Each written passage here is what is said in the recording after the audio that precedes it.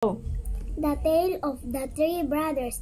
Three brothers who were traveling along lonely winding road at twilight. In time the brothers reached a river too deep, too wide, damp, and too dangerous to swim across.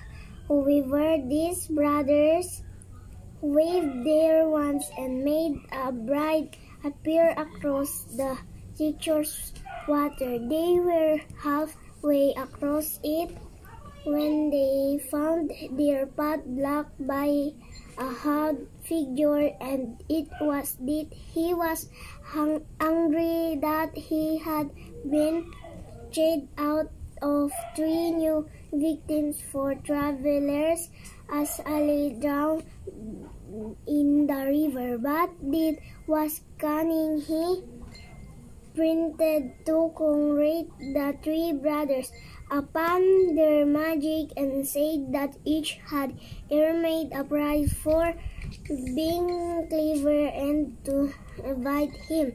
So the eldest brother, who was a combative man, asked for a wand more powerful than any in existence, a wand that must always win battles for its owner, a wand worthy of a wizard who had conquered it.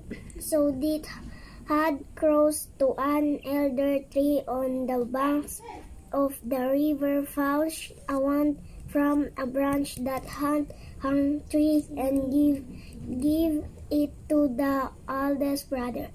Then the second brother, who was an arrogant man, decided that he wanted to humiliate it still further and asked for the power to recall others from it.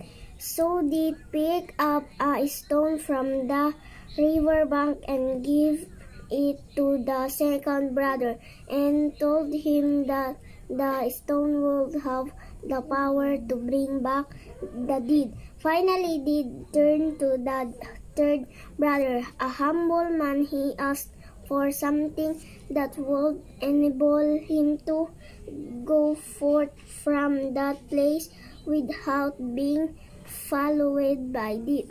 And so it was that death reluctantly handed over his own cloak in invisibility. It thus course the brothers separated, each for his destination. The first brother traveled for a week or more and reaching a distant village, sought out and fellow wizard with whom he had a quarrel. Naturally, did upon the floor.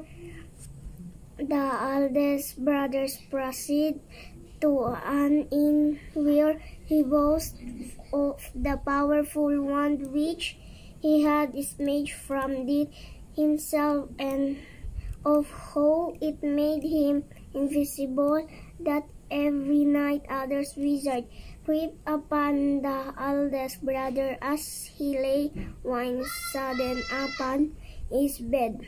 The thief took the wand and for good measure slit the eldest brother's throat, and so they took the first brother for his own.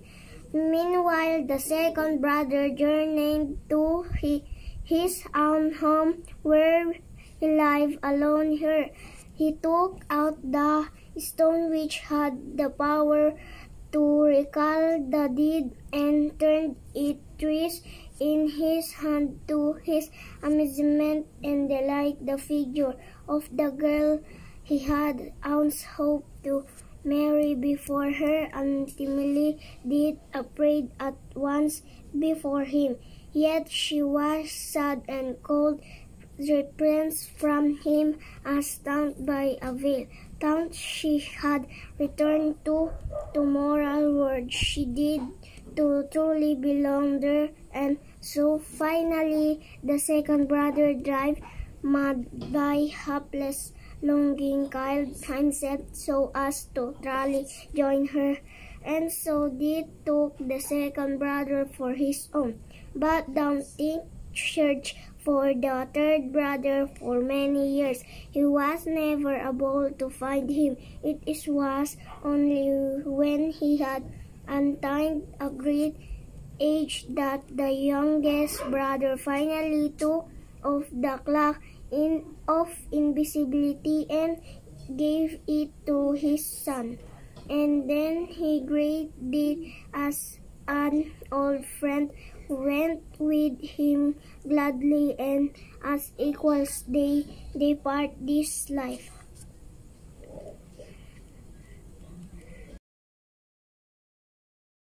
How did the gifts received from death differ among the brothers?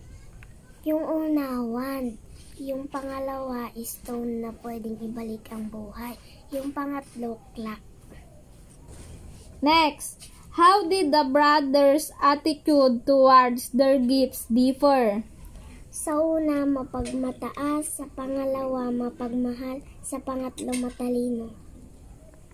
Next, how did the brothers' decision affect their lives? Nalungkot sila tapos umiiyak dahil nagkakaiwalay-iwalay sila. Last, how does the story explore the theme of power of knowledge? Paghahanap sa magkakapatid na may kapangyarihan laban sa kamatayan.